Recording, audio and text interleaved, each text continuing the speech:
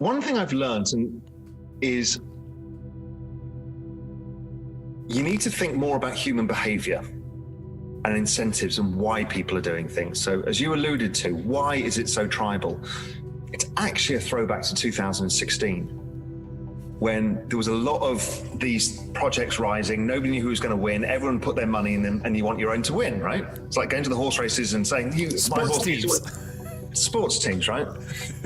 And that war is still being fought, and it's a false narrative now. Because Bitcoin's dominance as what it is now established. It's clear, it's institutionalized, that's over. So does it matter about the rise of these other things? That they're not in competition with each other, but human behavior is driving that. And I think as a macro guy, it's actually to my advantage, because if you call it shitcoins, I want to know about it, because I know there's opportunity because you're being dumb. And you're being dumb, not that you might be right, but you've got a closed mind. And if I'm up against somebody with a closed mind, I can find an edge. And that's how I look at this. And I look at this whole space and I see it's a very narrative-driven space. It's all behavioral-driven. So use that behavior to your advantage, because within that is something interesting. I'm also intellectually interested in the future, because that's what I do. And if somebody tells me not to look at Ripple, I will go and look at Ripple, because you'll not tell me what to do. And I will find out myself what its flaws and what its potential benefits are, and assess the probability myself. I may reach exactly the same conclusions as you. I may reach a completely different conclusion. But imagine if I do, and I don't own Ripple. I'm not getting into that fight, but let's assume I think it's got a 10% chance of becoming something much bigger, but the whole market is giving it a 0.5% chance. Well, that misalignment in risk reward is a huge opportunity. That's what we do in financial markets. We have to remain open. You can't trade financial markets and go, well, I'm only going to trade Apple, and every other company's a fraud. They're not as good because their phones aren't as good. I mean, that's ridiculous. What we look for is, okay, where is the secular trend change? What's the best vehicle to express that view in? Can I diversify that view? Can I add juice to that view? Can I create alpha around that view? So that's why I come at it, and I think all the macro guys, Dan Tapiero, we all come at it exactly the same way. Dan Moorhead, we just come at it differently. And I understand that some of the crypto community doesn't like that, because it feels like we're kind of abusive of the space. But much like I talked about with regulation, I get people upset when I say regulation's a good thing.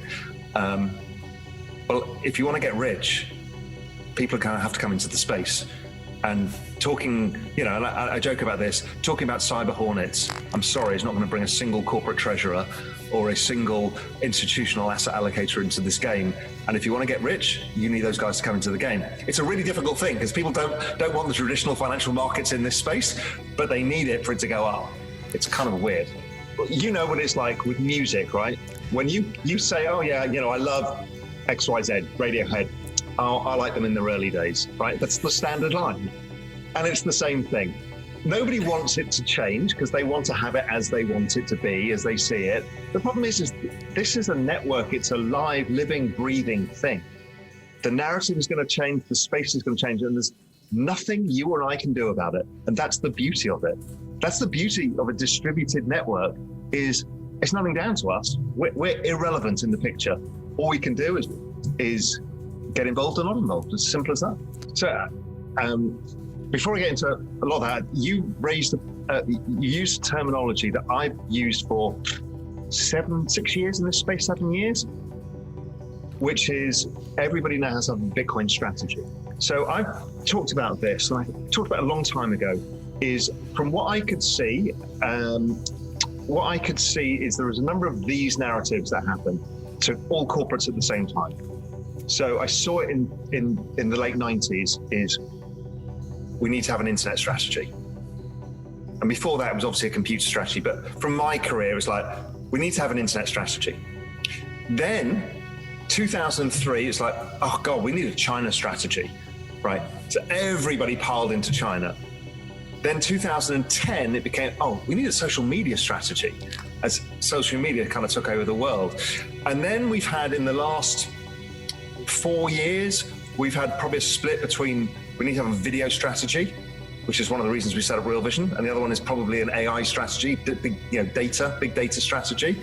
And I've been saying for years, the next one to come is we're going to need to have a Bitcoin strategy, or it's a blockchain strategy, or whatever the whole space is. So that is happening, right? So that's a rolling process as the adoption of technology continues at a relentless pace. So from the conversations I've had, it's usually a passionate person internally. So there's a passionate person at the largest family office, one of the largest family offices I know. I can't explain where it is because they'll give it away.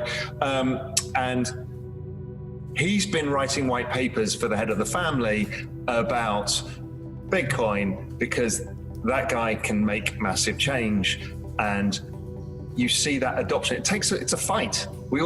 All those people have to fight internally because somehow you need to get other people and a group of people involved. That's going on. Then on the other side of it, we've got the market cap going up. So at $100 billion, nobody cared.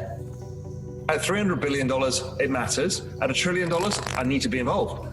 So suddenly, if it's $1 trillion, I need to be involved with the supply constraints in this thing. It's a $5 trillion asset before you know it. So that is going on. They are all having the conversation, but this is what I've been talking about, and I'm doing something about it myself now, is this community doesn't speak the language of those people. It's like me screaming at you in French. And you're like, I don't understand you. We've got to stop speaking in terms of Bitcoin philosophy and all of this stuff if you want adoption. If you don't and you just want to talk about that stuff, that's fine too. So what language do we need to speak? We need to speak the language of, and I've talked about this, BARRA, B-A-R-R-A, risk modeling.